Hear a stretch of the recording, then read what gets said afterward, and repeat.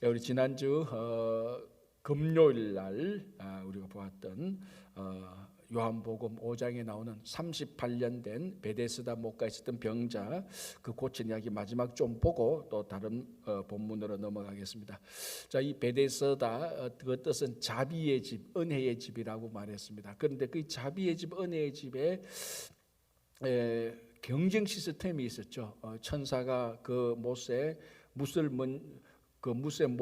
물을 먼저 동하게 하면은, 움직이게 하면은 거기 먼저 제일 먼저 들어간 한 사람이 고침을 받는다. 그러니까 그 베데스다 못가에 병자들이 수두룩 있었습니다. 먼저 들어가려고. 그러니까 우리가 충분히 상상할 수 있을 겁니다. 이 사람은 나의 다 경쟁자다.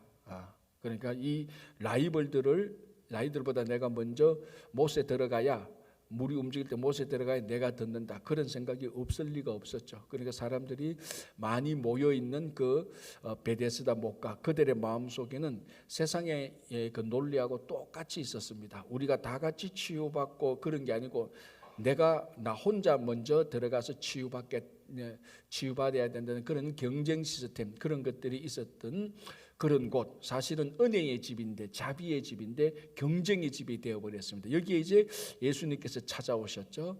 예수님께서 찾아오셔서 38년 된 병자를 예수님께서 고쳐주십니다.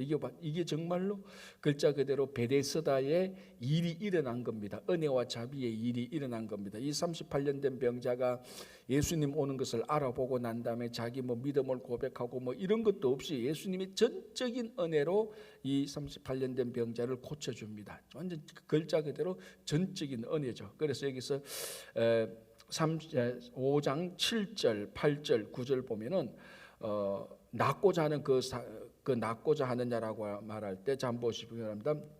8절, 예수께서 이르시되 일어나 내 자리를 들고 걸어가라 하시니 그 사람이 곧 나아서 자리를 들고 걸어가니라. 요게 다입니다. 어떤 대가를 주었거나 어떤 일을 위대한 믿음을 고백했거나 그런 것도 아닌 전적인 하나님의 자비, 예수님의 은혜가 일어날 겁니다. 자, 이제 문제는 이날이 안식일이었다는 겁니다. 이 38년 된 병자가 고침을 받았는데, 그 고침을 받았다는 소식을 들었던 유대인들의 초점은, 야, 너가 어떻게 해서 이런 병을 고쳤느냐? 그 베데스다 못가에서 물이 동할 때 네가 제일 먼저 들어갔느냐? 아니요, 누가 나를 고쳐줬어요. 와, 그 사람이 누구냐? 이 고침을 보니 우리가 메시아를 만난 것 아니냐, 이런 식으로 전개되어야 이게 사실인 거죠. 38년 된 병자가 고침을 받았는데, 어쩌면 자기 주변에서 38년 된 병자가 고침받는 사건은 그 유대인들이 처음 듣는 그런 이야기일 수도 있을 겁니다. 그럼에도 불구하고 그것은 싹 무시하고 그날이 안식일이었다는데 초점이 딱 맞춰지는 겁니다. 그죠? 10절, 유대인들이 병 나은 사람에게 이르되 안식일인데 내가 자리를 들고 가는 것이 옳지 아니하니라. 그러니까 하나님의 은혜가 일어났고 기적이 일어났고 하나님의 영광된 일이 일어났는데, 그 일의 소식을 듣고 유대인들은 안식일 날에 딱 우리 젊은이들 표현을 말하면 필이 꽂히는 거죠. 이 안식일 날에 네가 왜 자리를 들고서 일어나니? 이거는 안식일에 일을 한 것이고 이거는 율법을 범한 것이다. 이제 그렇게 되는 겁니다. 그러니까 거의 죽은 사람하고 마찬가지 아닙니까? 38년 병자를, 죽은 사람을 살려줘도 이게 또 문제거리가 되는 겁니다. 안식일한테 생명을 살려주고 사람을 살려줘도. 자, 이제 12절, 그들이 묻되 너에게 자리를 들고 걸어가라 한 사람이 누구냐 하되, 자, 이제 추적합니다. 이 안식일 날에 일을 하게 된 근본 원인이 되는 그 사람을 추적합니다. 자, 13절, 고침을 받은 사람은 그가 누구인지 알지 못하니 이는 거기 사람이 말하므로 예수께서 이미 피하셨습니다. 이렇게 찾아보니까 예수님이 없단 말이죠. 예수님이 누군지도 모르는 이런 상황에서, 자, 14절, 그 후에 예수께서 성전에서 그 사람을 만나 이르시되 보라, 너가 나았으니 더 심한 것이 생기지 않게 다시는 죄를 범하지 말라. 예수께서 다시 이 회복된 병자에게 찾아와서 더 심한 것이 생기지 않도록 죄를 짓지 말라라고 말합니다. 자, 여기서 우리가 자칫하면은, 자, 보십시오, 모든 그 질병과 고통은 죄가 원인이 아닙니까? 이렇게 단정적으로 말을 해서는 안 되는 겁니다. 자, 우리가 요한복음을 보면 나중에 날 때부터 소경된 자를 보면은 이 사람이 날 때부터 소경된 원인이 누구의 죄냐, 제자들이 그거 가지고 논쟁하게 됩니다. 그때 예수님께서 이거는 죄로 인한 것이 아니다, 하나님의 영광을 드러내기 위한 것이라고 친히 말씀하십니다. 자, 그런데 오늘 또 이 본문에서는 다시는 더 심한 것이 생기지 않도록 죄를 짓지 말라라고 말합니다. 어떻게 보면은 이 두 말이 다른 의미를 전하는 것 같습니다. 자, 우리가 우리 삶 속에 생기는 그 질병, 고통, 아픔은 죄가 연관이 있습니까, 없습니까?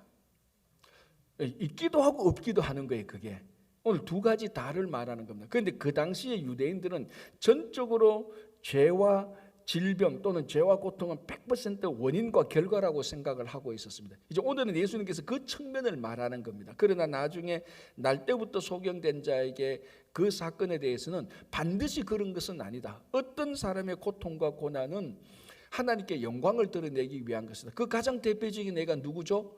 욥이었잖아요. 욥은 자기 잘못으로 인해서 고통과 고난을 당한 게 아니었습니다.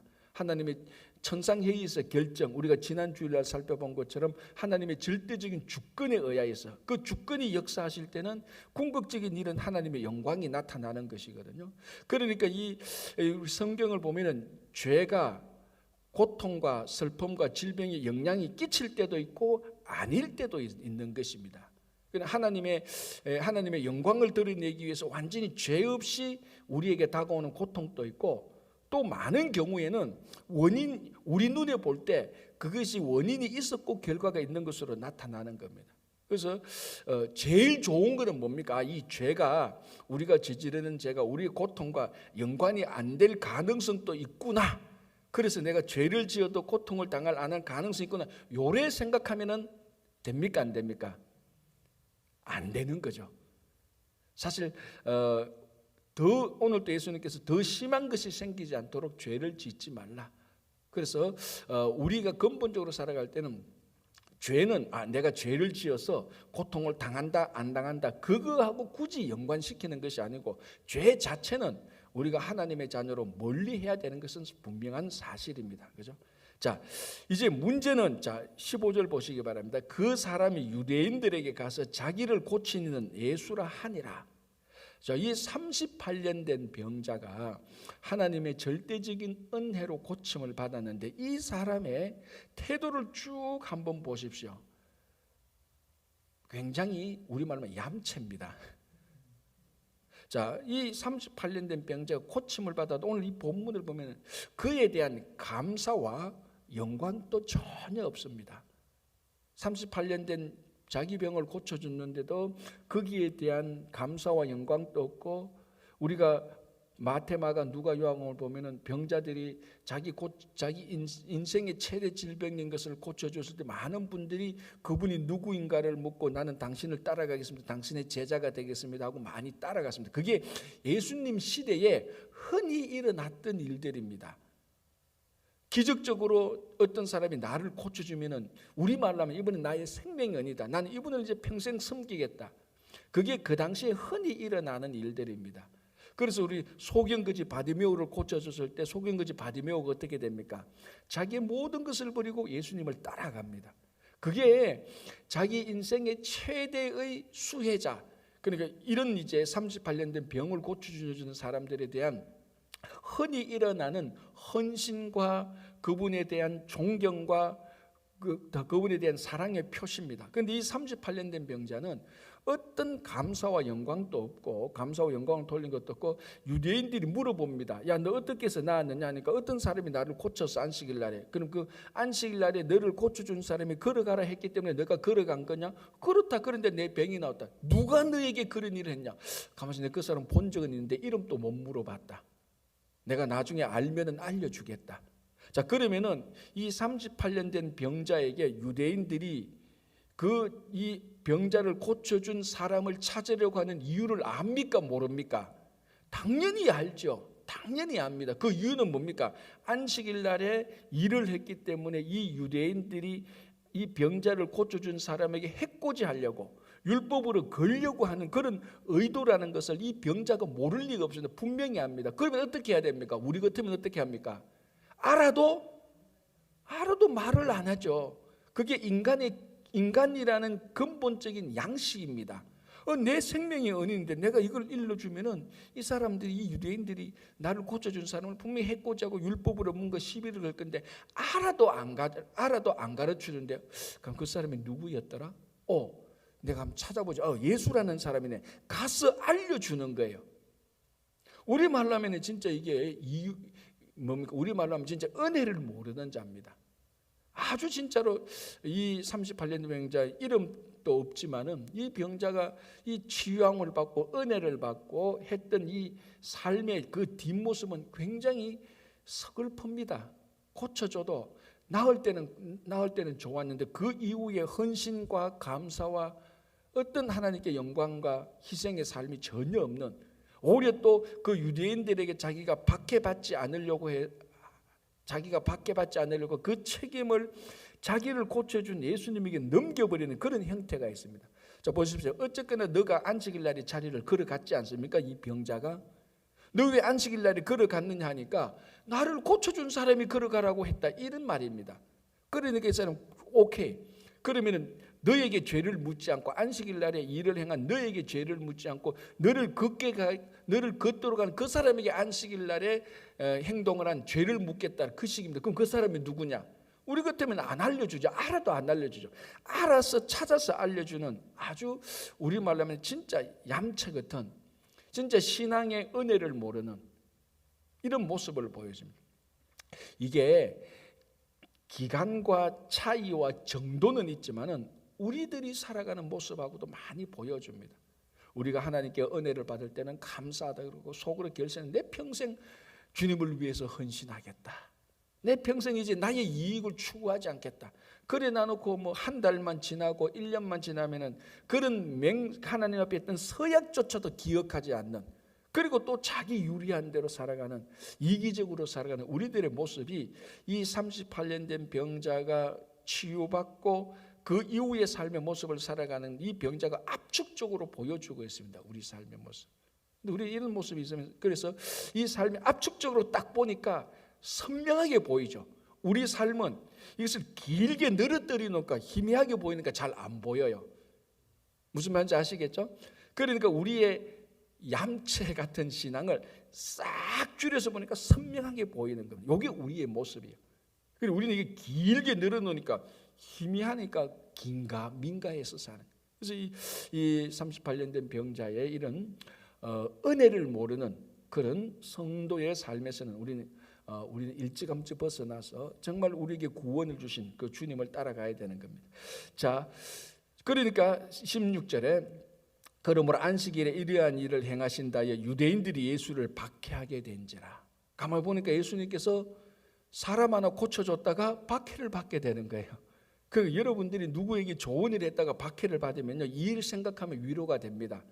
야, 내가 38년 된 병자를 고쳐준 것도 아닌데 내가 좀 박해받네.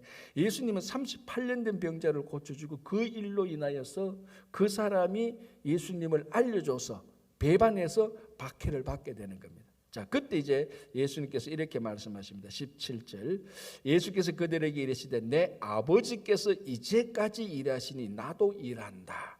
자, 이 말씀이 엄청난 파급력을 일으킵니다. 18절, 유대인들이 이 말로 말미암아 더욱 예수를 죽이고자 하니 도대체 이 말이 무슨 말인데 예수님을 그냥 해치려고 하니, 해코지를 하려고 하는 게 아니고 죽이려고 하니. 자, 여러분, 사람이 사람에게 하는 가장 극단적인 마지막 일이 뭡니까? 살인 아닙니까? 죽이는 것 아닙니까? 그냥 뭐 재산을 좀 빼앗고 몇 대 때리고 감옥에 가두고 이 정도가 아닙니다. 내 아버지께서 이제까지 일하시니 나도 일한다, 이 말 한마디로 인하여서 그 유대인들이 예수를 죽이려고 합니다. 다시 18절, 그러면 이 말이 의미가 무슨 말인데, 이 말이 도대체 무슨 파급력을 가져온 것인데 이 유대인들이 예수를 죽이려고 하는 겁니까? 자, 18절, 유대인들이 이로 말미암아 더욱 예수를 죽이고자 하니 이는 안식일을 범할 뿐만 아니라, 첫 번째 뭡니까? 안식일을 범한 것이고, 두 번째 하나님을 자기의 친아버지라 하여 자기를 하나님과 동등됨으로 삼으십니다. 두 가지를 범한 겁니다. 안식일을 범한 것이고 하나님과 자기를 동등됨으로 여겼다는 겁니다. 자, 내 아버지께서 하나님을 자기 아버지라고 부른 겁니다. 아버지께서 일하시니 아버지가 일하니 아들도 일한다. 아버지와 그러니까 이걸 그냥 우리가 아버지께서 일하니 아들도 일한다 일반적인 어떤 명제로 말하는 것이 아니고 그 아버지가 자기 아버지, 내 아버지라고 말을 합니다. 이거는 거기 있는 사람들이 충분히 다 알아들을 수 있는 이 아버지는 하나님을 말하는 거죠. 그러니까 내 하나님 아버지, 하나님 아버지가 나의 아버지인데 나의 아버지인 하나님께서 일하시니까 아들도 당연히 일하는 것 아니냐 이 말입니다. 자, 여기서 이제 일을 하는 그 상황은 안식일이죠. 지금 안식일 논쟁이니까. 그러니까 풀어서 해석하면 이렇게 말하면 이렇게 되는 겁니다. 나는 하나님의 아들인데 내 아버지 되시는 하나님께서 안식일에도 일을 하니 그 하나님 아버지의 아들 된 내가 일하는 것이 안식일에 일하는 것이 당연한 것 아니냐. 요걸 이제 내 아버지께서 이제까지 일하시니 나도 일한다 이 말을 유대인들이 딱 간파한 겁니다. 안식일을 범했고 아버지와 아들을 동등됨으로 여기시라. 이거는 우리가 반드시 죽여야 된다 이렇게 말을 합니다. 자, 요 말을 이제 좀 해석하는 거 첫 번째, 내 아버지께서 이제까지 일한다. 자, 하나님 아버지께서 안식일 날에 일을 합니까 안 합니까?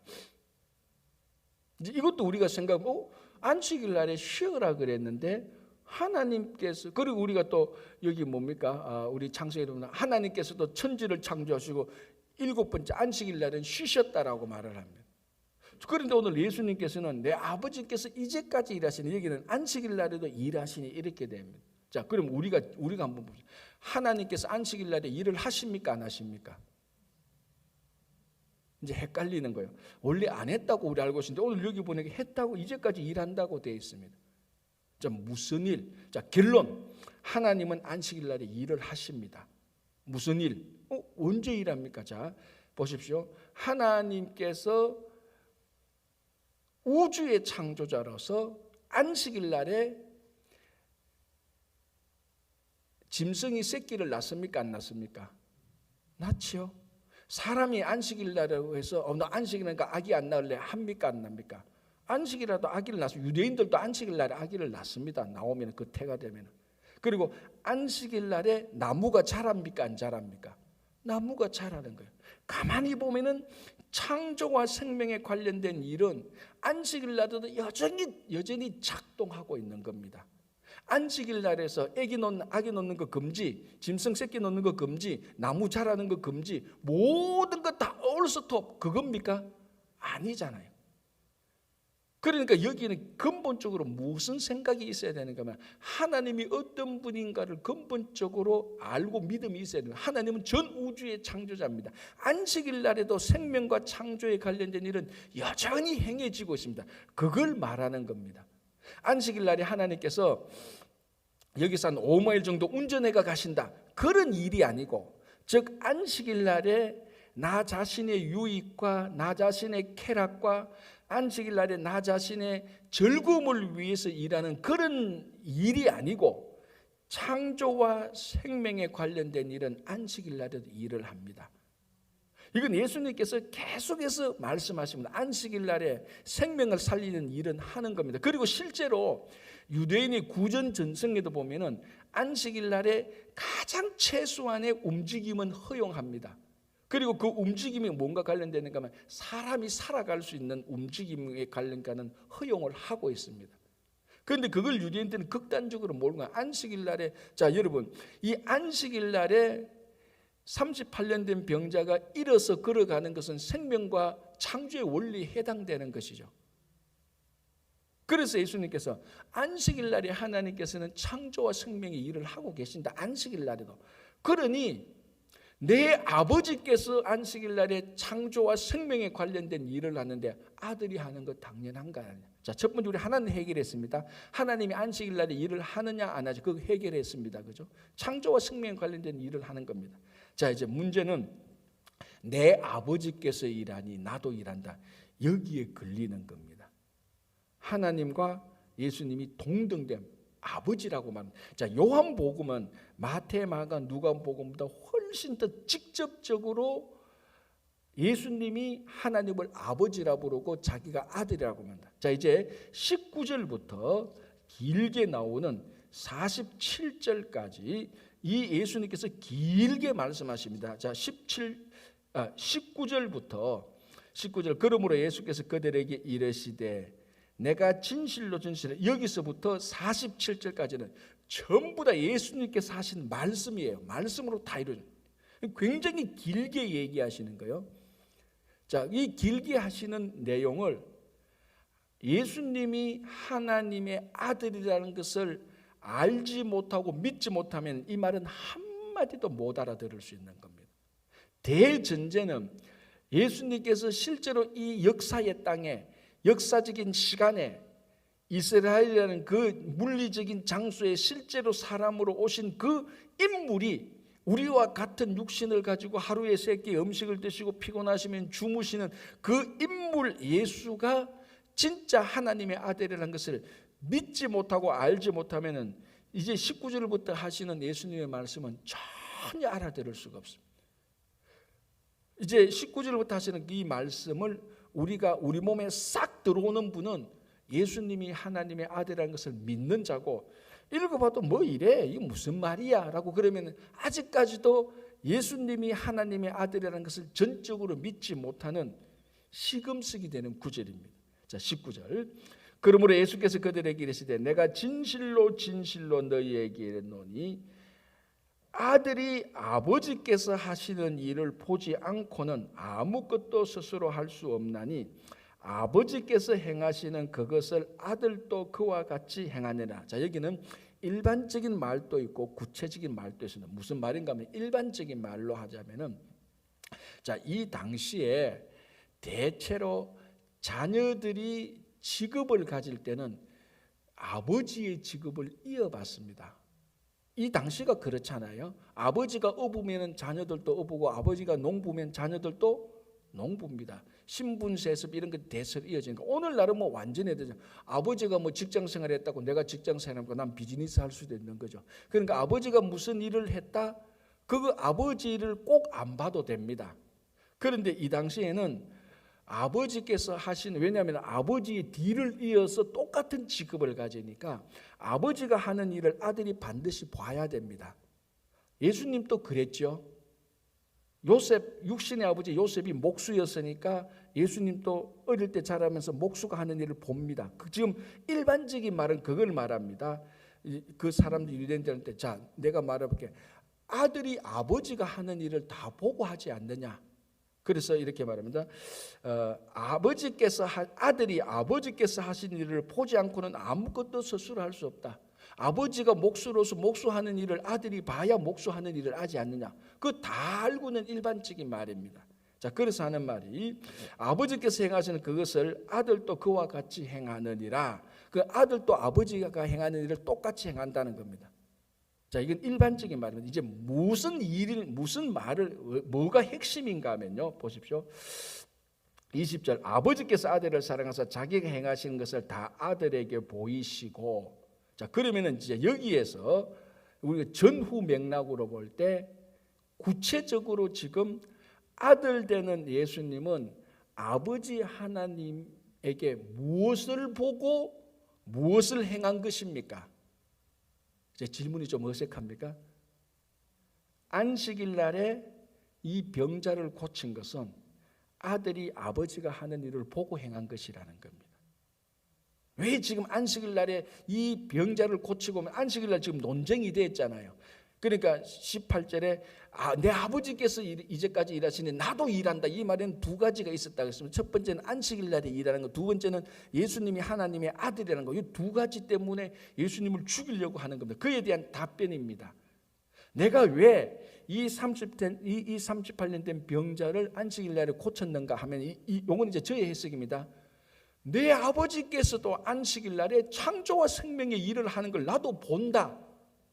두 가지를 다 대답한 거죠. 첫 번째, 왜 안식일 날에 일을 했느냐에 대한 답변이죠. 왜 안식일 날에 일을 했습니까? 이런 일을 했습니까? 왜?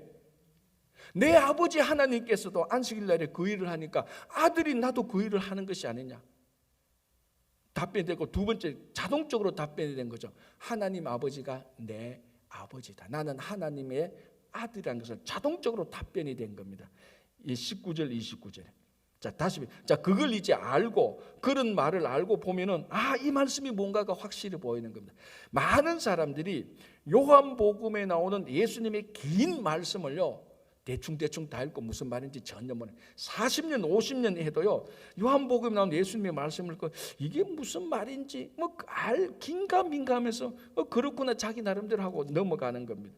예수님께서 하신 그 말씀은 그 상황에 맞게 다 지금 한마디도 허투루 하신 말씀이 하나도 없습니다.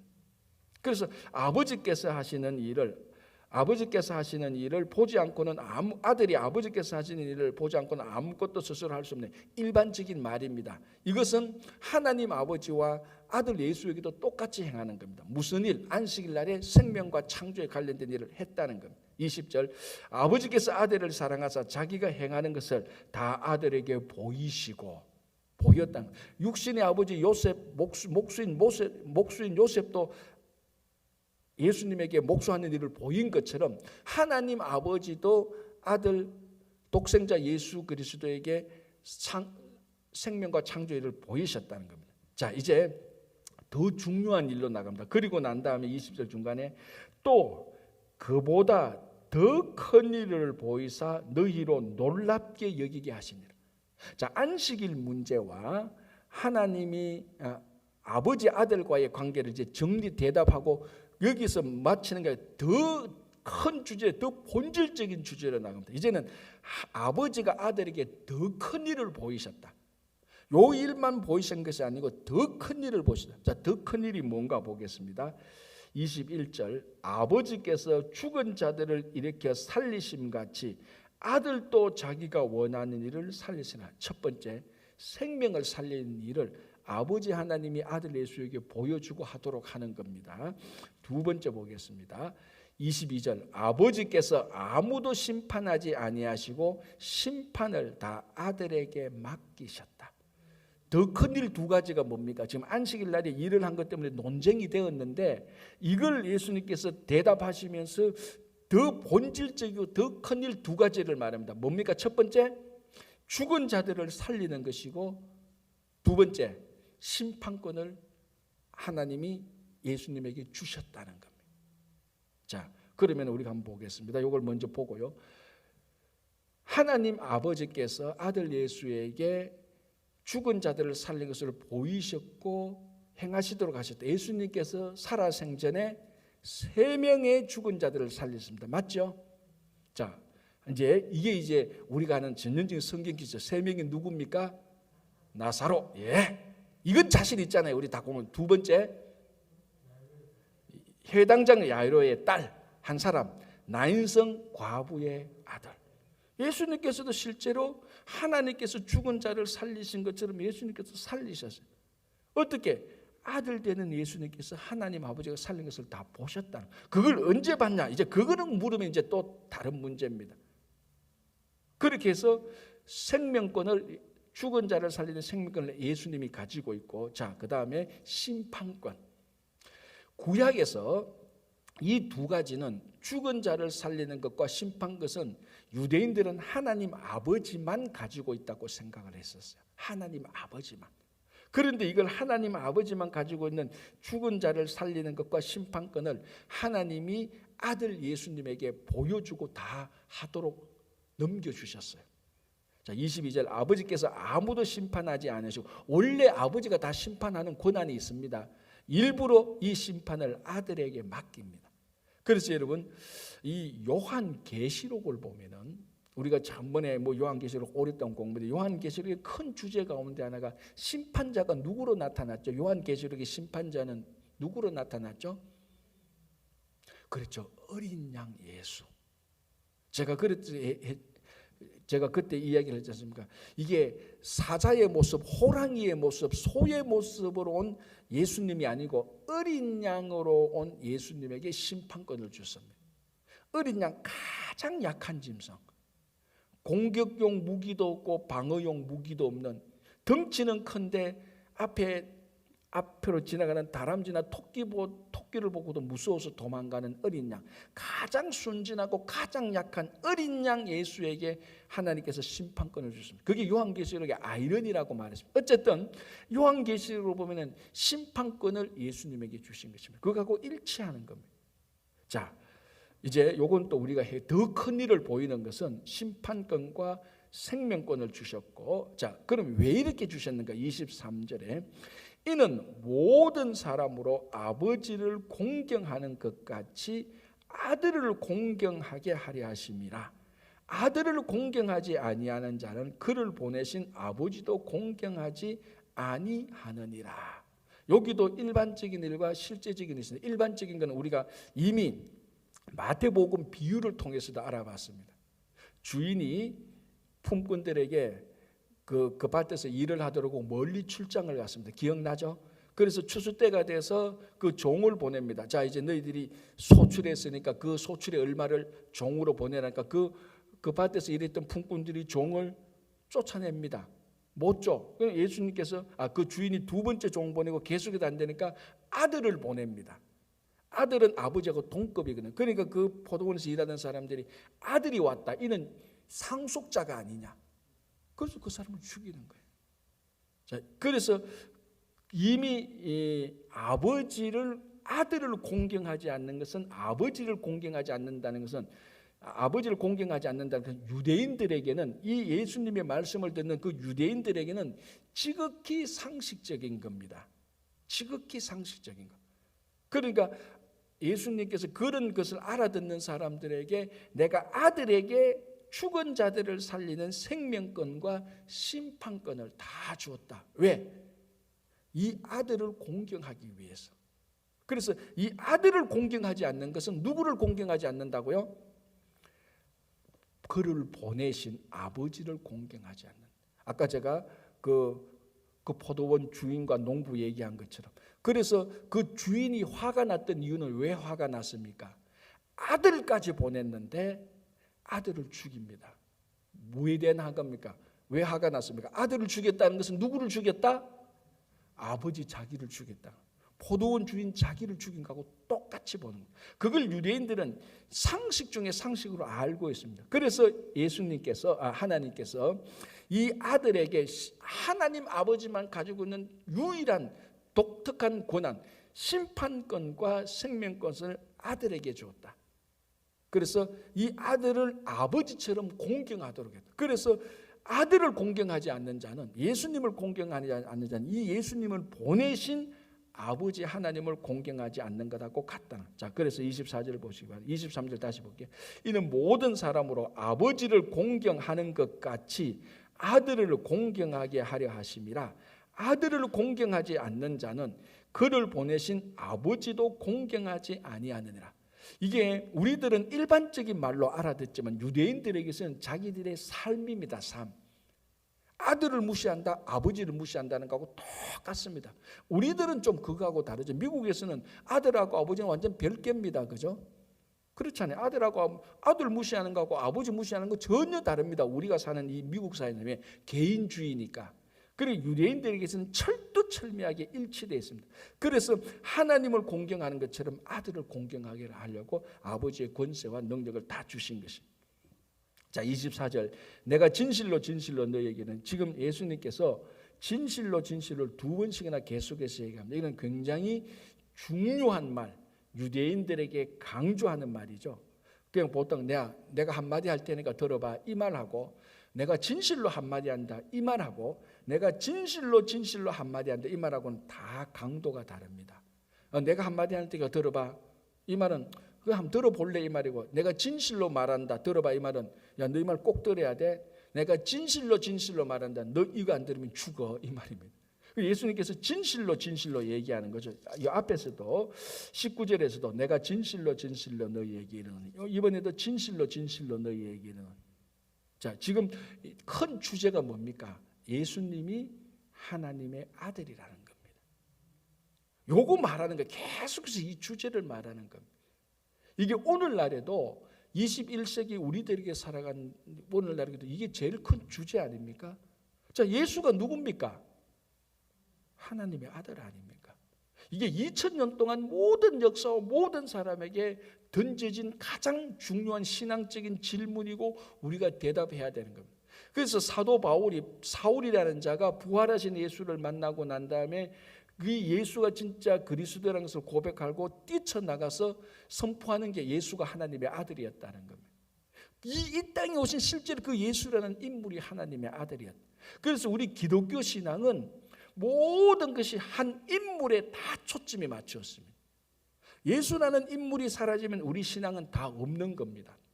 자, 이 성경도 예수라는 인물이 없으면 성경은 무용지물이 되는 거예요.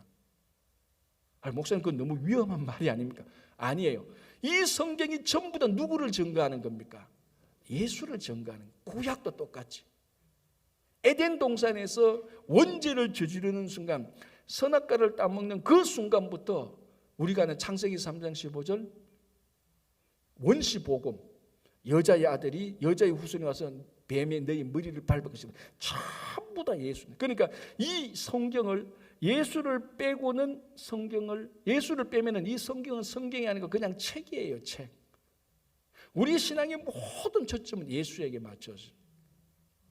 그래서 이 예수가 누군가를 요한, 마태, 마가, 누가 이런 계속해서 증가하는. 오늘 그래서 이 요한복음 5장 19절에서 40절 긴 내용들. 그래서 예수님께서 진실로 말한다고 말합니다. 이 아들 예수가 하나님의 아들이고 바로 이 사람이 메시아라는 것을 이걸 지금 계속해서 강조하고 있는 거예요. 자, 24절 내가 진실로 너에게 이르노니 내 말을 듣고 또 나 보내신 이를 믿는 자는 영생을 얻었고 심판에 이르지 아니하나니 사망에서 생명으로 옮겼느니라. 자, 똑같은 말을 지금 반복하죠. 두 가지 주제가 뭡니까? 하나님이 예수님에게 준 두 가지 주제. 죽은 자를 살리는 생명권, 심판권입니다. 그걸 예수님께서 받아서 말합니다. 내 말을 듣고 아들을 예수의 말을 듣고 나 보내신 이를 믿는 자는 영생, 생명을 얻고 사망에서 옮겼느니라 라고 말을 합니다. 자, 오늘 여기까지만 보겠습니다. 시간이 다 됐으니까. 이 말은 너무 중요하기 때문에 내일 다시 우리가 계속해서 보면서 넘어가겠습니다. 그래서 여러분, 우리가 예수를 믿고 교회 오는 순간부터 계속해서 듣는 게 예수가 하나님의 아들이란 말입니다.